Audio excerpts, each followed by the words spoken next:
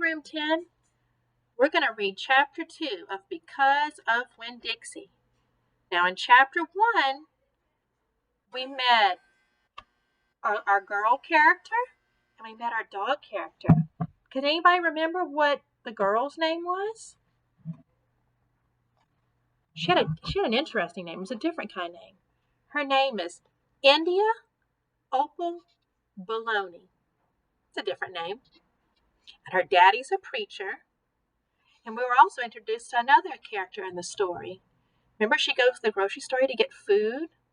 And she ends up not getting food. She ends up finding a what? A dog in the grocery store. And she tells a lie. She says it's her dog.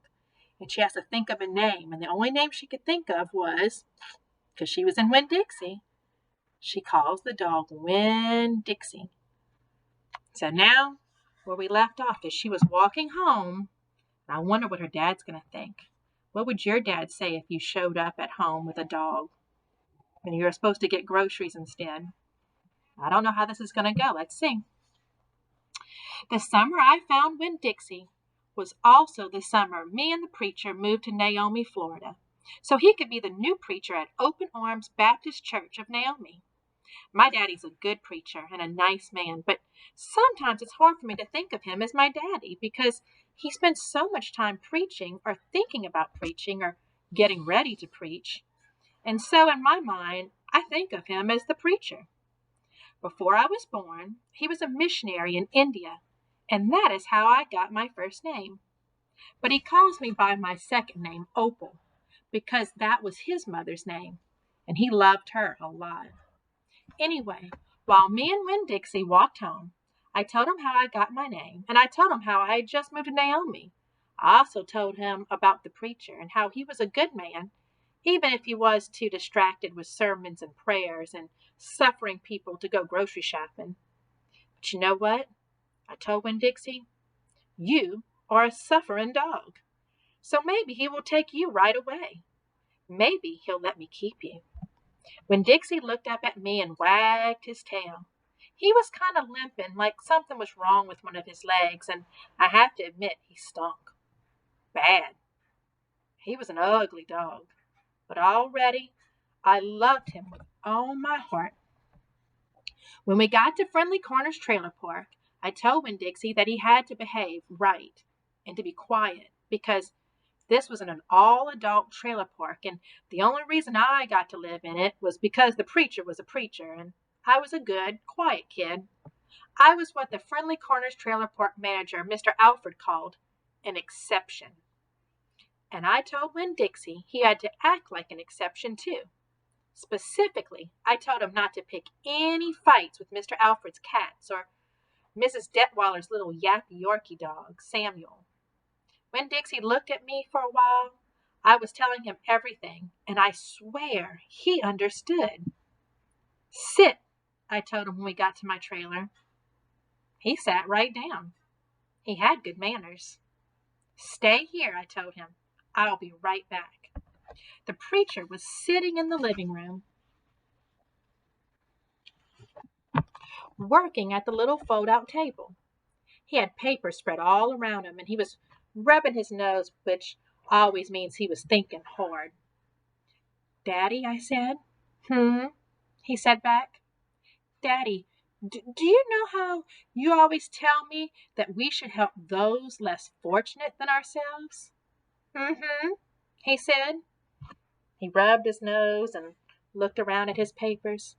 Well, I said, I found a less fortunate at the grocery store. Is that right? He said. Yes, sir, I told him. I stared at the preacher really hard. Sometimes he reminded me of a turtle hiding inside its shell, in there thinking about things and not ever sticking his head out into the world. Daddy, I was wondering, could this less fortunate, could he stay with us for a while? Finally, the preacher looked up at me. Opal, he said, what are you talking about? I found a dog, I told him, and I want to keep him. No dogs, the preacher said. We've talked about this before. You don't need a dog. Oh, I know it, I said. I know I don't need a dog, but see, this dog needs me. Look, I said. I went to the trailer door and I hollered, Winn Dixie. Winn Dixie's ears shot up in the air and he grinned and he sneezed. And then he came limping up the steps and into the trailer and put his head right on the preacher's lap, right on the top of a pile of papers. The preacher looked at Winn Dixie. He looked at his ribs and at his matted fur and the places where he was bald. The preacher's nose wrinkled up.